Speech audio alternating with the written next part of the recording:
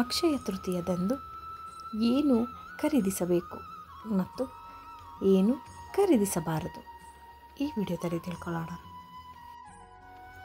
ಅಕ್ಷಯ ತೃತೀಯ ಚಿನ್ನ ಖರೀದಿಸಲು ಅತ್ಯಂತ ಶುಭ ದಿನ. ಆದರೆ ಚಿನ್ನದ ಬದಲಾಗಿ ಮಣ್ಣಿನ ಪಾತ್ರೆಗಳು, ಹಿತ್ತಾಳೆ ಪಾತ್ರೆ, ಹಳದಿ ಸಾಸಿವೆ ಇತ್ಯಾದಿಗಳನ್ನು ಖರೀದಿಸುವುದು ಶುಭ. ಆದರೆ ಅಲ್ಯೂಮಿನಿಯಂ, ಪ್ಲಾಸ್ಟಿಕ್ ವಸ್ತುಗಳು, ಕಪ್ಪು ಬಟ್ಟೆಗಳು, ಮುಳ್ಳಿನ ಗಿಡಗಳನ್ನು ಖರೀದಿಸುವುದನ್ನು ತಪ್ಪಿಸಬೇಕು. ಈ ವಿಡಿಯೋದಲ್ಲಿ ಅಕ್ಷಯ ತೃತೀಯದಂದು ಏನು ಖರೀದಿಸಬೇಕು ಮತ್ತು ಏನು ಖರೀದಿಸಬಾರದು ಎಂಬುದರ ಸಂಪೂರ್ಣ ವಿವರ ನೀಡಲಾಗಿದೆ.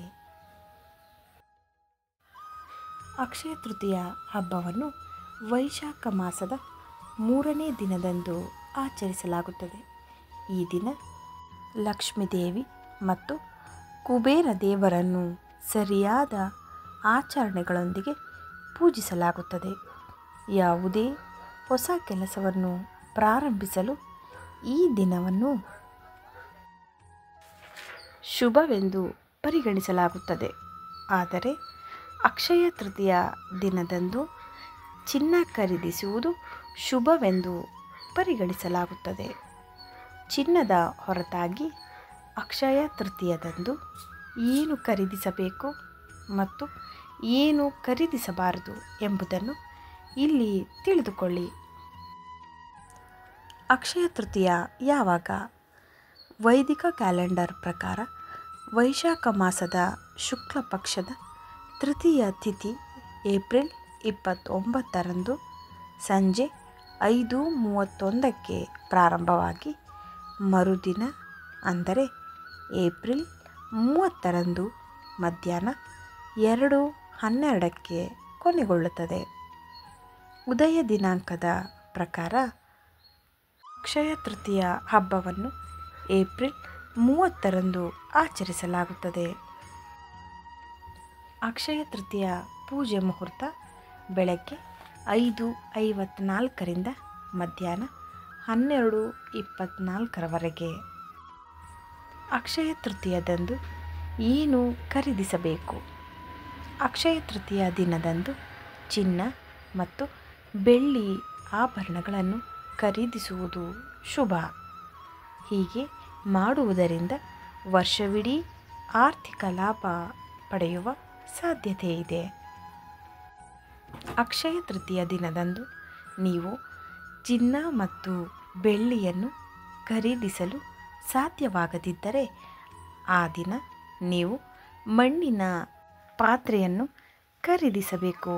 ಹೀಗೆ ಮಾಡುವುದರಿಂದ ವ್ಯಕ್ತಿಗೆ ಎಂದಿಗೂ ಹಣದ ಕೊರತೆ ಉಂಟಾಗುವುದಿಲ್ಲ ಎಂದು ನಂಬಲಾಗಿದೆ. ಅಕ್ಷಯ ತೃತೀಯದಂದು ನೀವು ಹಿತ್ತಾಳೆ ಅಥವಾ ತಾಮ್ರದ ಪಾತ್ರೆಗಳನ್ನು ಖರೀದಿಸಬಹುದು. ನೀವು ಬಯಸಿದರೆ ನೀವು ಲಕ್ಷ್ಮೀದೇವಿಯ ಹಿತ್ತಾಳೆಯ ವಿಗ್ರಹವನ್ನು ಖರೀದಿಸಿ ಮನೆಗೆ ತರಬಹುದು.